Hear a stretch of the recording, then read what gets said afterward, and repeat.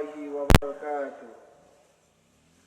إن الحمد لله نحمده ونستعينه ونستغفره ونعوذ بالله من شرور أنفسنا ومن سيئات أعمالنا. من يهده الله فلا مضل له ومن يضلل الله فلا هادي له.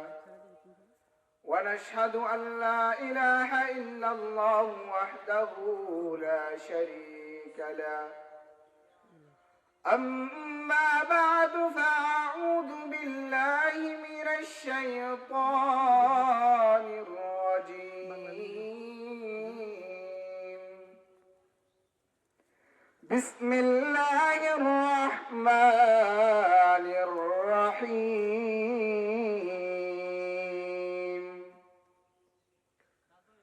وقضى ربك ألا تعبدوا إلا إياه وبالوالدين إحسانا. إما يبلغن عندك الكبر أحدهما أو كلاهما فلا تقل لهما أف ولا تنهرهما وقل لهما قولا كريما. وقال رسول الله صلى الله عليه وسلم الجنة تحت أقدام الأمهات. وقال رسول الله صلى الله عليه وسلم الجنة تحت أقدام الأمهات.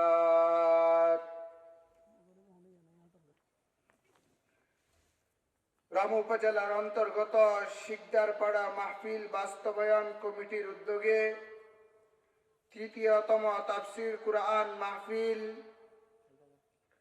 প্রধান মেহমান হিসেবে মূল্যবান নসিহত পেশ করবেন দক্ষিণ এশিয়ার অন্যতম দ্বীনী দর্শেগা উস্তাদে মুহতারাম হযরত মাওলানা মুহাম্মদ মুহসেন শরীফ সাহেব, মুহতামিম আজিজুল উলুম মাদ্রাসা ও সহকারী পরিচালক আঞ্জুমানে ইত্তেহাদুল মাদারিস বাংলাদেশ। প্রধান আলোচক হিসাবে মূল্যবান নসিহত পেশ করবেন রাজগাড়া মাদ্রাসার মুহাদ্দিস হযরত মাওলানা সৈয়দ আলম আরমানি সাহেব, হযরত মাওলানা কারি নুরুল্লাহ সাহেব, হযরত মাওলানা হাফিজ আব্দুল হক সাহেব, উস্তাদে মুহতারাম হযরত মাওলানা আব্দুল খালিক কাউসার সাহেব, আব্দুল হান্নান সাহেব দামাত বরকাতুহুল আলিয়া। উলামায়ে কেরামগণ সবাই আসবেন। আমি তো গুনাহগার, আমার এই মাহফিলে বসার মতন যোগ্যতাও নেই, ইলমও নেই, আমলও নেই। আপনাদের মুরব্বীদের দোয়া, মা বাবার দোয়া, উস্তাদদের দোয়া নিয়ে টেকনাফ থেকে তেতুলিয়া পর্যন্ত এক প্রান্ত থেকে এক প্রান্ত আল্লাহ তাআলা দ্বীনের দাওয়াতে নিসবতে গুরায় আল্লাহর রহমতে আপনাদের দোয়ায় আপনারা দোয়া করেন। আল্লাহ তাআলার যদি রহমত হয় কিছু বলে এখান থেকে চলে যাব ইনশাআল্লাহ। আজকেও তিনটা মাহফিল।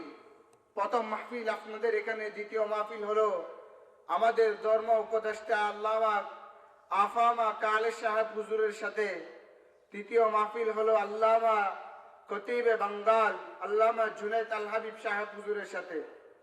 দোয়া করেন এমন কথা যেহেতু আল্লাহ তাআলা বের করে দেন নিজের হেদায়েতের জন্য। আপনাদের যদি সাথে যদি কিছু হয়, আমি কুরআনে মাজিদ থেকে ছোট্ট একটা আয়াতে কারীমা তেলাওয়াত করেছি। বিশ্ব নবী মুহাম্মাদুর রাসূলুল্লাহ সাল্লাল্লাহু আলাইহি ওয়াসাল্লামের অগণিত হাদিস থেকে ছোট্ট একটা হাদিস পড়েছি। আল্লাহ তাআলা কুরআনে মাজিদ में इरशाद फरमान बिस्मिल्लाहिर रहमानिर रहीम وقضى ربك ألا تعبدوا আল্লাহ তাআলা ডিসিশন দিয়ে ফেলেছেন, চূড়ান্ত সিদ্ধান্ত নিয়ে ফেলেছেন কিসের উপর? আল্লাহ তা'বুদু ইল্লা ইয়্যাহ, তোমরা এক আল্লাহর ইবাদত করো, ইল্লা ইয়্যাহু ওয়া বিল ওয়ালিদাইনি ইহসানা, তোমরা আল্লাহ তাআলার ইবাদতের পরে মা বাবার ইবাদত করো, মা বাবার নাফরমানি করিও না। আল্লাহ তাআলা প্রত্যেক নবীকে দাওয়াতের, প্রত্যেক নবীর দাওয়াতের নিসবত ছিল, দাওয়াতের একটা মকসদ ছিল উবুদুল্লাহ, তোমরা একজনেরই ইবাদত করো, তোমরা একজনেরই ইবাদত করো যিনি হলেন আমার রব আল্লাহ। তোমরা মূর্তি পূজা ছাড়ো, শিরিক করিও না, বেদাত করিও না, তোমরা গাছ পূজা ছাড়ো, মূর্তি পূজা ছাড়ো, তোমরা মাজারে গিয়ে চেষ্টা দিও না, তোমরা একমাত্র ইবাদত করো উবুদুল্লাহ, তোমরা একজনেরই ইবাদত করো যিনি আমাকে খাওয়ায়, যিনি আমাকে লোয়ায়, যিনি আমাদের জমিনের মধ্যে বিচারণ করার সময় দিয়েছেন, যিনি আমার রব, তোমরা তার ইবাদত করো। আমরা অনেকে মাজারে গিয়ে চেষ্টা দিই, কবরে গিয়ে চেষ্টা দিই, এগুলা হলো শিরিক, মারাত্মক অপরাধ। আল্লাহ তাআলা সমস্ত কিছু মাফ করবে, আল্লাহ তাআলা শিরিক গুনাহ মাফ করবে না।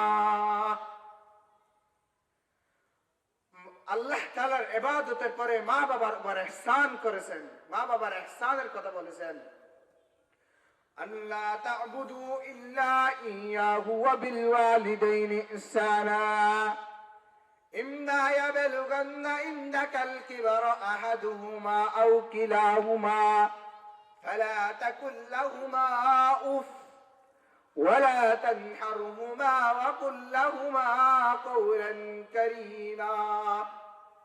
তোমরা মা বাবাকে বৃদ্ধ বয়সে পাও, তোমরা যুবক অবস্থায় পাও, মা বাবার সাথে উপ শব্দটা ব্যবহার করিও না।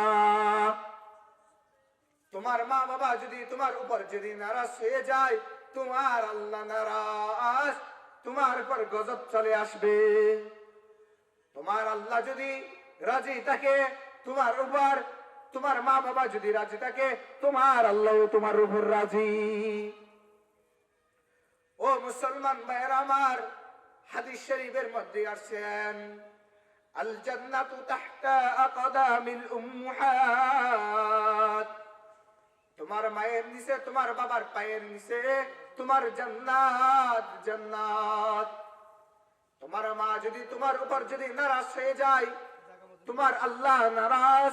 তোমার মা যদি তোমার উপর যদি নারাজ হয়ে যায়, তোমার আল্লাহ তোমার উপর নারাজ। আমি আপনাদেরকে একটা ঘটনা শোনাই। আলকামা রাদিয়াল্লাহু তাআলা তিনি একজন জলিলুল কদর সাহাবী ছিলেন, আল্লাহর রাসূলের খেদমতের মধ্যে সব সময় থাকতেন। হযরত আনাস রাদিয়াল্লাহু তাআলা তিনি আল্লাহর রাসূলের 10 বছরের খাদেম ছিলেন। তারপরে তিনি ছিলেন আলকামা রাদিয়াল্লাহু তাআলা, আল্লাহর রাসূলের দরবারের মধ্যে অনেক দিন ধরে ছিলেন। হঠাৎ করে তার মৃত্যু হচ্ছে, তখন সাহাবায়ে কেরামরা আশ্চর্য হয়ে গেল, তার কলমা নসিব হইতেছে না। আল্লাহর রাসূলের দরবারের মধ্যে এসে বলেন, ইয়া রাসূলুল্লাহ, ইয়া হাবিবাল্লাহ, আপনার সাহাবী আলকামার কলমা নসিব হইতেছে না, কিন্তু মৃত্যুর গড়গড়া শুরু হয়ে গেল। আল্লাহর রাসূল সাহাবায়ে কেরামদেরকে ডাক দিলেন, সাহাবায়ে কেরামদেরকে বললেন, ও সাহাবায়ে কেরামরা, তোমরা দৌড় দাও, তার বাসার মধ্যে কে কে আছে একটু দেখে আসো।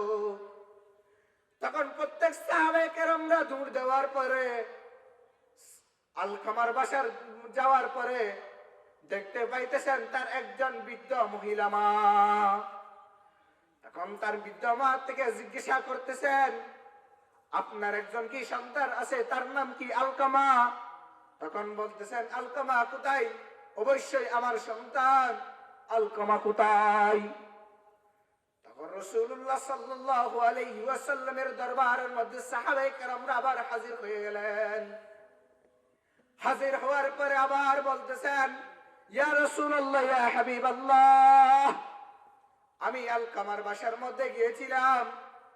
আলকামার বাসার মধ্যে যাওয়ার পরে দেখতেছি একজন বৃদ্ধ, তার মা আছে, তার বাবা নাকি অনেকদিন আগে ইন্তেকাল হয়ে গেলেন।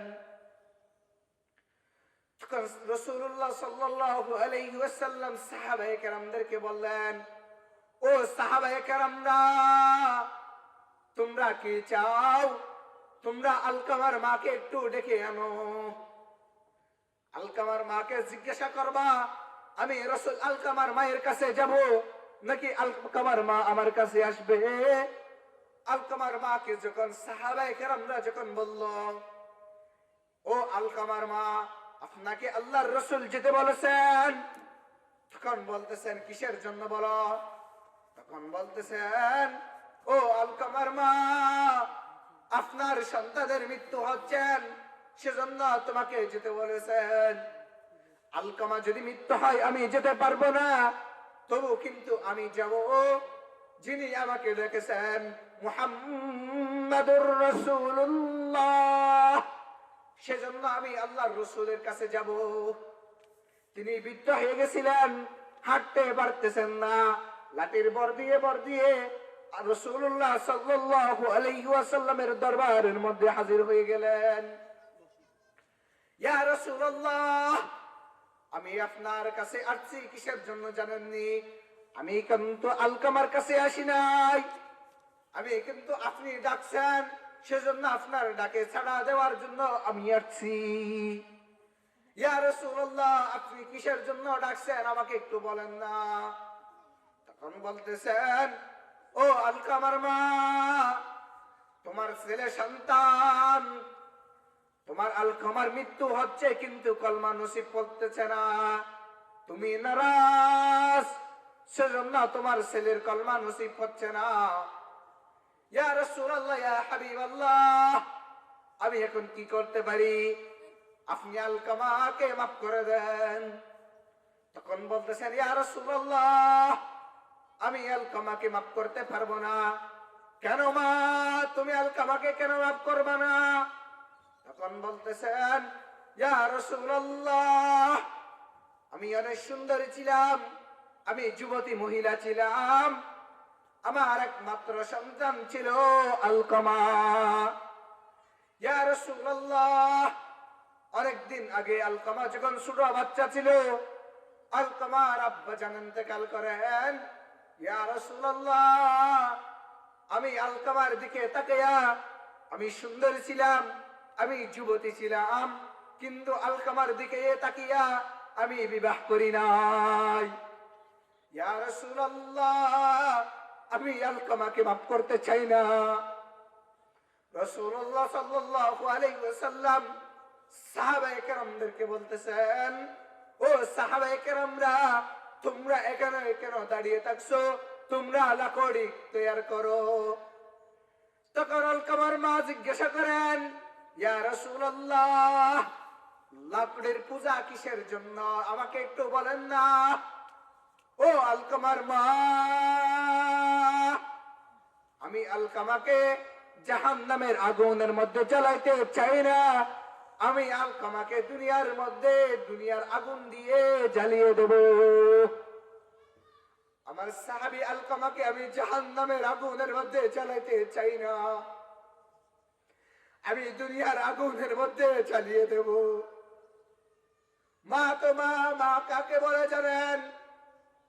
হসপিটালের মধ্যে যখন নিয়ে যায়, তার যখন ডেলিভারির অবস্থা হয়, তখন ডাক্তার সাহেব যখন বলে, আপনার স্ত্রীকে যদি বাঁচাতে চান, আপনার ছেলে বাঁচবে না, আপনার ছেলে বাঁচলে আপনার স্ত্রী বাঁচবে না। তখন মা ডাক্তারকে ডেকে বলেন, ও ডাক্তার, কি সমস্যা আমাকে বলো, আমার ছেলের জন্য কিছু না হয়, আমি মা যেন ইন্তেকাল হয়, আমার ছেলের জন্য কিছু যেন না হয়। ছেলে সন্তানের এখনো ছেলেকে দেখে নাই, তার মার কি অবস্থা, কম্পন শুরু হয়ে গেল। ও যুবক যুবতীরা, আমি আপনাকে মায়ের সাথে কোনোদিন কতদিন ধরে সম্পর্ক নাই, নিজের মাকে মা ডাকতেছি না, নিজের বাবাকে বাবা ডাকতেছি না। ও মুসলমান ভাইয়েরা আমার, যখন মাকে যখন হারাইবা, বাপকে যখন হারাইবা, তখন বুঝতে পারবা। আমার আব্বাজানকে কিছুদিন আগে আমরা যখন হারাইলাম, হারানোর পরে তখন ব্যথাটা বোঝা যায়। কাকে হারাইলাম, কোথায় আছে কোথায় আছে, আর কোনদিন দেখা হবে না নিজের বাবার সাথে। কিয়ামতের ময়দানের মধ্যে দেখা হবে, দেখা হবে। কোনদিন দেখতে চাইলে আর বাবাকে আর কোনদিন দেখতে পারবো না। যাকে হারাইলাম তাকে আর কোনদিন দেখতে পারবো না। চলে গেলে আর কোনদিন তিনি আর ফিরে আসতে পারে না। এমন একটা জায়গার মধ্যে দিয়ে আসলাম, আত্মীয় স্বজনরা সবাই আসছিল বাবার ইন্তেকাল শোনার পরে। আসার পরে কেউ জানাজা পড়ার জন্য রেডি হয়ে গেল, কেউ গেল বাঁশ কাটার জন্য, কেউ গেল খবর কুনার করার জন্য, কেউ গেল গরম পানি দেওয়ার জন্য, কেউ ডাক দিতেছেন আপনাদের গোসল কি শেষ? আমরা কাপড় নিয়ে রেডি, আমরা এখন তাকে জানাজা দেওয়ার জন্য নিয়ে যাব। জানাজার জন্য সবাই রেডি। আমরা এখন চাই না, এখন চাই না তোমরা আমাকে বিদায় দিয়ে দাও, আমরা তোমার বাবাকে নিয়ে যাব। কাপড় শেষ করার পরে তখন ডাক দিতেছেন, কার কার চাওয়ার অনুমতি আছে তোমরা চেয়ে নাও, জানাজার মাঠের মধ্যে এখন নিয়ে যাব, 1 মিনিট আর দেরি করব না। ও যুবকরা, তোমার বাবা পাগল হোক, তোমার বাবা অশিক্ষিত হোক, তোমার বাবা শিক্ষিত হোক, যখন হারাইবা তখন কষ্ট বেদনা তখন বুঝতে পারবা। এখন বুঝবা না, এখন বুঝবা না, যখন হারাইবা তখন বুঝবা। মসজিদের মধ্যে গেলে সবার বাবাকে যখন দেখি, আমার বাবাকে যখন দেখি না, কান্না ভেঙে চলে যায়। মনে হয় কিয়ামত কখন আসবে, কিয়ামতের ময়দানের মধ্যে বাবার সাথে কখন দেখা করতে পারবো। ও মুসলমান ভাইয়েরা আমার, আপনাদের পায়ে হাত দিয়ে বলি, আপনারা যারা মায়ের সাথে বেয়াদবি করো, বাবার সাথে বেয়াদবি করো, মার সাথে বাবার সাথে যাদের সম্পর্ক নাই, আজ মায়ের কাছে গিয়ে তোমরা মায়ের কাছে মাপ চেয়ে নেবা। ও মুসলমান ভাইয়েরা আমার, যারা যারা চাই তারা তো কিছুই করতে পারেন নাই। আল্লাহর রসুল তখন তাকে মৃত্যু দিয়ে দিবেন, তার মৃত্যু হয়ে যাবে, তাকে তার আগুনের মধ্যে দিয়ে দিবেন। তখন তার মা জিজ্ঞাসা করতেছেন, ইয়া রাসূলুল্লাহ, আপনি এখন তো তার মৃত্যু হয়ে যাবেন, আমি তার মৃত্যুর মধ্যে আমি আগুনের মধ্যে জ্বালিয়ে দেব। ইয়া রাসূলুল্লাহ, আপনি না রাহমাতুল লিল আলামিন, সন্তানকে আগুনের মধ্যে জ্বালায়েন না, আগুনের মধ্যে জ্বালায়েন না। আমি আলকামাকে আজনার আল্লাহ সাক্ষী থাকুক, আপনি রাসূল সাক্ষী থাকেন, আমি আলকামাকে মাফ করে দিলাম। মাফ করে দিতে দেরি হইল, তখন আলকামা কলমা নসিব হয়ে গেল, লা ইলাহা ইল্লাল্লাহ, লা ইলাহা ইল্লাল্লাহু মুহাম্মাদুর রাসূলুল্লাহ সাল্লাল্লাহু আলাইহি ওয়াসাল্লাম। তখন আলকামা কলমা নসিব হয়ে গেল। কলমা নসিব হওয়ার পরে তাকে কাফন দাফন শুরু হয়ে গেল। ও মুসলমান ভাইয়েরা আমার, মায়ের সাথে বাবার সাথে যদি বেয়াদবি করো, আল্লাহর কসম করে বলতেছি কলমা নসিব হবে না। আপনাদেরকে আমি কবর আযাবের একটা ঘটনা শোনাই। দেওবন্দের একটা কিতাবের মধ্যে লিখছেন, আব্দুর রউফ সাকরাওয়ী সাহেব রাহমাতুল্লাহ আলাইহির কিতাবের মধ্যে একটা ঘটনা লিখলেন, কবর আযাবের ঘটনা। এক ব্যক্তি ছিলেন কৃষক মানুষ। তিনি ফজরের নামাজ পড়ে চলে যেতেন ক্ষেত খামারের কাজ করতেন। তিনি ক্ষেত খামারের কাজ করার পরে তখন তার যখন নামাজের যখন দুপুরের যখন নামাজের যখন টাইম হয়ে গেল, তখন ওই ব্যক্তিকে যখন নামাজের যখন টাইম হয়ে গেল, ওই ব্যক্তিটা মসজিদ দূরে সেজন্য একটা কবরস্থানের মধ্যে একটা কাপড় বিছাইয়া তিনি নামাজের মধ্যে দাঁড়িয়ে গেলেন। নামাজ পড়তেছেন। এক রাকাত যখন হয়ে গেল, তখন তিনি যখন সাজদার যখন গেল, কবর থেকে আওয়াজ আসতেছে, मैं जिंदा हूं और बाहर से निकलो। আমি জীবিত, আমাকে তোমরা এই কবর থেকে তোমরা বাহির করো। তখন ওই ব্যক্তিটা 1 রাকাত 2 রাকাত 3 রাকাত 4 রাকাত নামাজ পড়ার পরে ওই ব্যক্তিটা যখন নামাজ শেষ হইল, মনে করতেছেন তার কিদার কারণে এই কম্পনটা শুরু হয়ে গেল। তখন তার কম্পন শুরু হওয়ার পরে তখন কবরের মধ্যে তার কানটা যখন বসাই দিল, তখন ওই কবর থেকে আওয়াজ আসতেছে, मैं जिंदा हूं और बाहर से निकलो। ওই ব্যক্তিটা তখন তার মহল্লাবাসীদেরকে নিয়ে বসলো, ও মহল্লাবাসী, আমি কবরস্থানের মধ্যে যখন নামাজ পড়তে যখন দাঁড়াইলাম, আমি যখন সাজদার মধ্যে যখন গেলাম, তখন কবর থেকে আওয়াজ আসতেছে, मैं जिंदा हूं और बाहर से निकलो। আমি কবরের ভিতরে জীবিত, তোমরা আমাকে কবর থেকে বাহির করো। তখন ওই মহল্লার যুবকরা তখন সবাই মিলে তখন কবর তার কথা বিশ্বাস করতে পারতেছে না। তখন কবরস্থানের মধ্যে গিয়ে দেখেন তার কথা সত্য। কবর থেকে আওয়াজ আসতেছে, কবর থেকে আওয়াজ আসতেছে, मैं जिंदा हूं और बाहर से निकलो। আমি এই কবরের ভিতরে জীবিত, তোমরা আমাকে কবর থেকে তোমরা বাহির করো। তখন ওই মহিলাটাকে কবর থেকে বাহির করার জন্য সবাই হুজুর থেকে অনুমতি নিবেন। হুজুরের কাছে গেলেন। হুজুরের কাছে যাওয়ার পরে তখন জিজ্ঞাসা করতেছেন, হুজুর, একটা কবর থেকে তো আওয়াজ আসতেছে, ওই মহিলাটা নাকি কবরের মধ্যে জীবিত, কবর খোদন করার কি কোনো কি অনুমতি আসেনি? তখন হুজুর উত্তর দিলেন, ঘটনা যদি সত্য হয়ে থাকে অবশ্যই কবর থেকে তোমরা বাহির করতে পারো। তখন সবাই মিলে কবরটা খোদন করার জন্য গেল।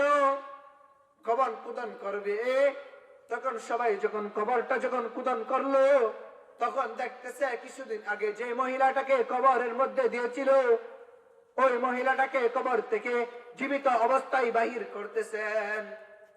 ওই মহিলাটা বলতেছেন, ওই মহিলাটা যুবকদেরকে বলতেছেন, ও যুবকরা, তোমরা আমার সাথে কথা বলার তোমাদের কোনো কুওয়াত নাই। তোমরা আমার জন্য কাপড়ের জন্য ব্যবস্থা করো, তোমরা আমার জন্য কাপড়ের জন্য ব্যবস্থা করো। ওই একটা যুবক দূর দিয়ে তখন তার বাসা থেকে একজন কাপড় এনে দিল।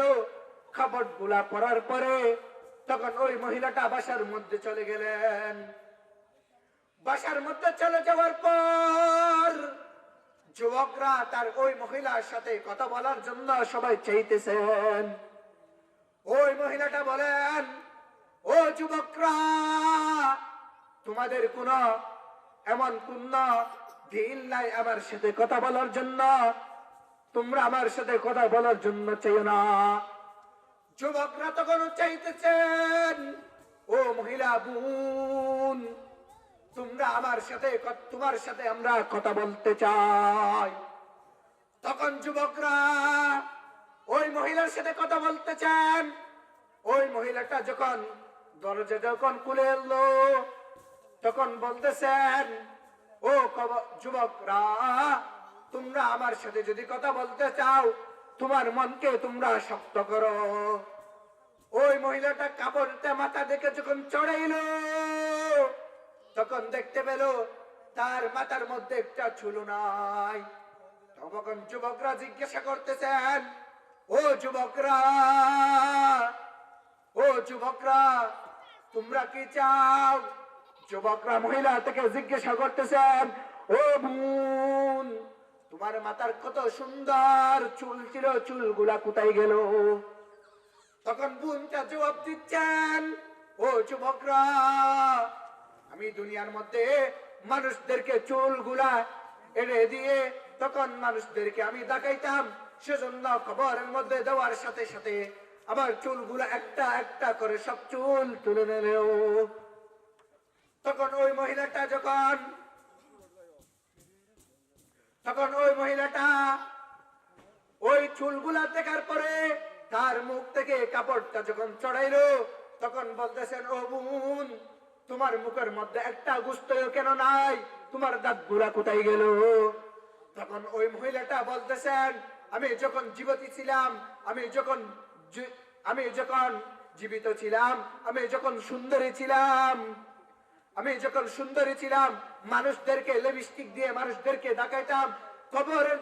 খবরের মধ্যে যখন দিল, তখন আযাবের ফেরেশতারা এমন ভাবে টুট দিয়ে আঘাত করতো, টুটের কারণে আমার সব গোশতগুলা খেয়ে ফেললো। আপনারা বলতে পারেন, হুজুর, এটা তো কোন হাদিসের মধ্যে, কিতাবের মধ্যে নাই। আমি আপনাদেরকে বলতে চাই, বাংলাদেশ স্বাধীন হয়েছে কোন কিতাবের মধ্যে আছেন, কোন হাদিসের মধ্যে আছেন? কোন হাদিসের মধ্যে আছে আপনাদেরকে জানতে চাই। মুক্তিযুদ্ধরা এখনো বেঁচে আছেন, বাংলাদেশ স্বাধীন হয়েছেন 100%, এটা হলো সত্যি। ও মুসলমান ভাইরা আমার, এটা আপনি বলতে পারেন, এটা আব্দুর রউফ সাকরুল সাহেব রহমতুল্লাহ আলাইহির কিতাবের মধ্যে লিখেন। আমি আপনাদেরকে একটা আল্লাহর রাসূলের মিসাল দিই।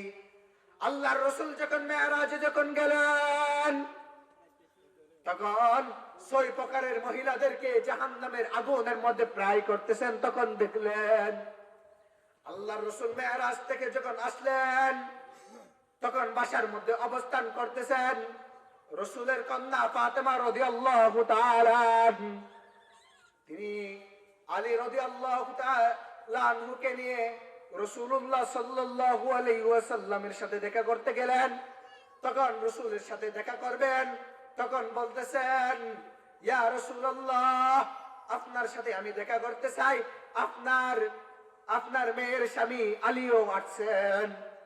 আলীকে বাসার পিছনে লাকিয়া ফাতেমা রাদিয়াল্লাহু তাআলা আনহু বাসার মধ্যে ঢুকলেন। তখন রাসূলুল্লাহ সাল্লাল্লাহু আলাইহি ওয়াসাল্লাম এমন ভাবে কান্নাকাটি করতেছেন। তখন ফাতেমা জিজ্ঞাসা করতেছেন, ইয়া রাসূলুল্লাহ, ও আব্বাজান, আপনার কি হয়েছে? আপনি কেন এমন ভাবে কান্নাকাটি করতেছেন? মনে হয় আপনার আম্মাজান মারা গেছে, সেজন্য আপনি এরকম করে কান্নাকাটি করতেছেন। না না ফাতেমা, আমার আম্মাজান মারা যায়নি, সেজন্য আমি এত কান্নাকাটি করতেছি না। তাইলে আমি ফাতেমার জন্য কান্নাকাটি করতেছেন, নাকি আমার আম্মাজানের জন্য কান্নাকাটি করতেছেন, নাকি আপনার আব্বাজানের জন্য কান্নাকাটি করতেছেন? আল্লাহ রাসূল জবাব দিচ্ছেন, ও ফাতেমা, আমি কারোর জন্য কান্নাকাটি করতেছি না। আল্লাহর রাসূল আমাকে যখন মেরাজে যখন নিয়ে গেলেন, জান্নাত আর জাহান্নাম যখন সায়ের করলো, তখন আমি দেখতে পেলাম কিছু মহিলাদেরকে জাহান্নামের আগুনের মধ্যে পুড়াই করতেছেন। আমি আপনাদেরকে 6 প্রকারের মহিলা থেকে 2 প্রকারের মহিলা 2 মিনিটের মধ্যে শেষ করতেছি।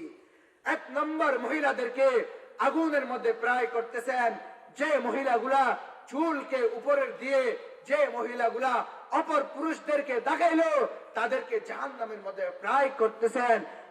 2 নম্বর, যে মহিলাদেরকে তার লজ্জাস্থানের মধ্যে বরকি ঢুকাইয়া প্রায় করতেছেন, যে মহিলা নিজের স্বামীর সাথে নিজের মিলামিশা না করে অপরজন ব্যক্তির সাথে যে ব্যক্তি মিলাহ মিশা করতো, দুই প্রকারের মহিলাদেরকে জাহান্নামের মধ্যে প্রায় করতেছেন। ও মা বোনরা, ও যুবক যুবতীরা, আপনাদের পায়ে হাত দিয়ে বলি, আপনি গুনাহ ছেড়ে দেন, মুত্তাকিওয়ালা হয়ে যান। ও মুসলমান ভাইয়েরা আমার, আপনাদের পায়ে আমি হাত দিয়ে বলবো, থাকতে পারে নাই যার জন্য সমুদ্র সৈকত, আসমান জমিন, যার জন্য সমস্ত কিছু বানিয়েছেন, তিনি তো থাকতে পারেন নাই আমাদের নবী, বিশ্ব নবী মুহাম্মদুর রাসূলুল্লাহ সাল্লাল্লাহু আলাইহি ওয়াসাল্লাম। ভাই, আসার সিরিয়াল আছে, যাওয়ার সিরিয়াল নাই। আমার আব্বার এক বোন বড়, এক ভাই বড়, তাকে রেখে সর্বপ্রথম আমার পরিবার থেকে আমার আব্বা আমাদের থেকে বিদায় নিয়ে গেল। ও মুসলমান ভাইয়ের আমার, যাওয়ার কোন সিরিয়াল নাই। মৃত্যুর জন্য আপনারা প্রস্তুত হয়ে যান। ও মুসলমান ভাইয়ের আমার, আপনার টাকা হইলে হজ করার জন্য বলেছেন, আপনার টাকা হইলে যাকাত দেওয়ার জন্য বলেছেন, আপনার গরিব হন ধনী হন, আল্লাহর রাস্তে 5 ওয়াক্ত আপনাদের পায়ে হাত দিয়ে বলবো, ও যুবকরা, তোমরা তো জানো না, তুমি যখন সাজদা দাও, সুবহান রাব্বিয়াল আলা যখন বলো, আল্লাহকে যখন পবিত্র বলো, আল্লাহ তাআলা তোমার জীবনের সমস্ত গুনাহ মাফ করে দেয়। ও মুসলমান ভাইয়ের আমার, সর্বশেষ আপনাদেরকে একটা মেসেজ দিয়ে যাচ্ছি, আল্লাহর ওয়াস্তে আপনারা 5 ওয়াক্ত নামাজ পড়বেন। ও মুরব্বীরা, আপনাদেরকে আমি বলতে চাই, আল্লাহর ওয়াস্তে দাড়িগুলা রাখবেন। কেননা ভাই, যে ব্যক্তি দাড়ি ছাড়ে, দাড়ি কাটে, তার জন্য গজবের ফেরেশতারা তার জন্য বদদুয়া করে। আল্লাহ নিজে বদদুয়া করেন, সাহাবায়ে কেরামরা বদদুয়া করে গেছেন, আল্লাহর রাসূল নিজে বদদুয়া করে গেছেন। ও মুসলমান ভাইরা, আল্লাহর ওয়াস্তে দাড়িগুলা ছাড়বেন না, হক অনুযায়ী চলবেন, 5 ওয়াক্ত নামাজ পড়বেন। ইসকন নামের কুত্তারা আমাদেরকে কি অবস্থা দেখছেন। আমি আসার সময় একটা মেসেজ পেলাম ঢাকার মধ্যে, উত্তরবঙ্গের মধ্যে, নাউজুবিল্লাহ মিন যালিক। ভাই, আমার অনেক কষ্ট হচ্ছে, 200 পরিবার, মুসলমানদের পরিবারকে খ্রিস্টান বানাইলো আজকে। 200 মুসলমানদেরকে, 200 পরিবারকে ইহুদি খ্রিস্টানরা মুসলমানদের এভাবে চক্রান্ত করতেছে, মুসলমানদের ইমান গুলা কিভাবে নষ্ট করবে। ও মুসলমান ভাইরা আমার, আমি আপনি যেরকম 5 ওয়াক্ত নামাজ পড়বো না, ততক্ষণ পর্যন্ত আমার আপনার ইমানের মধ্যে দুর্বল হয়ে থাকবে। ও মুসলমান ভাইরা আমার, ইসলাম নামের কুত্তারা আমাদের উপর, ভারতের মোদী সহ আমাদের উপর যেভাবে অত্যাচার করতেছেন, আল্লাহর ওয়াস্তে 5 ওয়াক্ত নামাজ পড়েন। একদিন আমি কিন্তু অনেক সময় আপনাদের লস করতেছি ভাই, আপনাদের মূল্যবান সময়, অনেক হুজুর রাসূল আসছেন। ভাই, আমি আপনাদেরকে একটা মেসেজ দেওয়ার জন্য চাই, ইহুদি খ্রিস্টানরা মুসলমানদেরকে, আলেমদেরকে 16 বছর ধরে যারা নির্যাতন করছেন, আমাদের মুশতাকুন নবী বলেছেন, তাকে কাফের নামের ঘোষণা দিয়েছেন, মুশকিক নামক ঘোষণা দিয়েছেন, কাফের নামক ঘোষণা দিয়েছেন।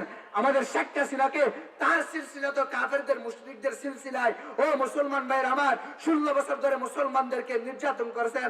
আল্লামা মামুনুল হকের সাথে গত মাসের মধ্যে নারায়ণগঞ্জের সাথে আমার সাথে মাহফিল হয়েছেন।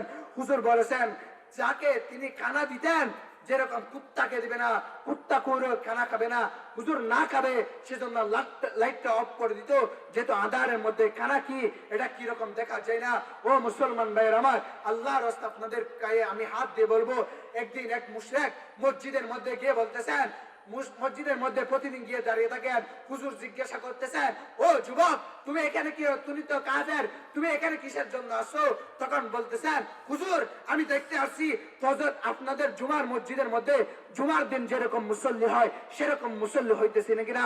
আপনাদের যেদিন আপনাদের এই যে আপনাদের মসজিদের মধ্যে যেদিন জুমার যে আপনাদের সব বন্ধ হয়, আপনাদের যে মানুষ হয়, সেরকম যেদিন ফজরের নামাজের মধ্যে একবদ্ধ হবেন, সেরকম যেদিন মসজিদটা বড় হবে, আপনারা মনে করবেন আপনাদের ইসলামটা বিজয় হচ্ছে। সেজন্য আমি প্রতিদিন দেখতে আসি। আল্লাহর রাস্তে আপনাদের শিকদার পাড়ার কক্সবাজারের মুসলমানদেরকে বলতেছি, আপনারা 5 ওয়াক্ত নামাজ পড়বেন, হক মজিন চলবেন, হালাল মজিন খানা খাইবেন। যা কথা বলেছি, আল্লাহ আমাকে মাফ করুক, আমার গুনার কারণ আপনাদেরকে বুঝাইতে পারি নাই। যা কথা বলেছি নিজে আমল করব, আপনাদেরও আমল করার তৌফিক দান করুক। ওয়া আখিরু দাওয়ানা আলহামদুলিল্লাহি রাব্বিল আলামিন। আসসালামু আলাইকুম ওয়া রাহমাতুল্লাহি ওয়া বারাকাতুহু।